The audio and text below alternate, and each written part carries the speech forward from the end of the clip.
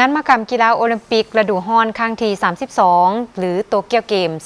2020 ได้เปิดขึ้นอย่างเป็นทางการในเวลา 20 โมงของวันที่ 23 กรกฎาคม 2021 ที่นครหลวงโตเกียวประเทศญี่ปุ่นที่สนามกีฬาโอลิมปิกโตเกียว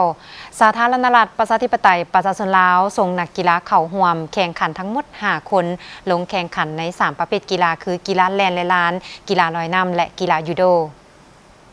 โทมัสบัคประธานคณะกรรมการโอลิมปิกสากล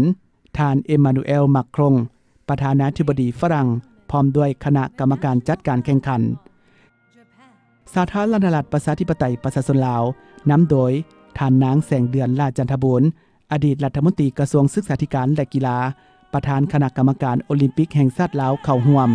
หนึ่งเดียวเพื่อสื่อถึงการก้าวผ่านไปสู่การฟื้นตัวจากสถานการณ์แพร่ระบาดพยาธิโควิด -19 ที่แพร่ระบาดไปทั่วโลกด้วยความหวังใหม่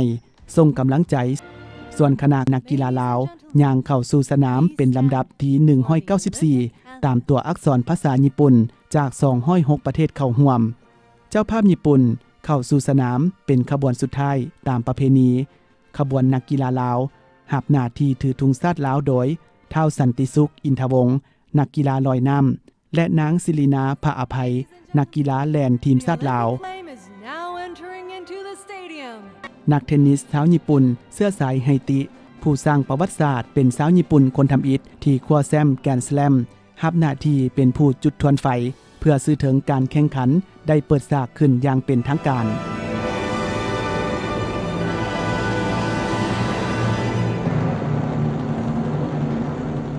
รูปทรงบั้งทวนไฟใหญ่โอลิมปิกเกมครั้งนี้มีลักษณะเป็นดวงตะเวนที่อากีบเหมือนดอกไม้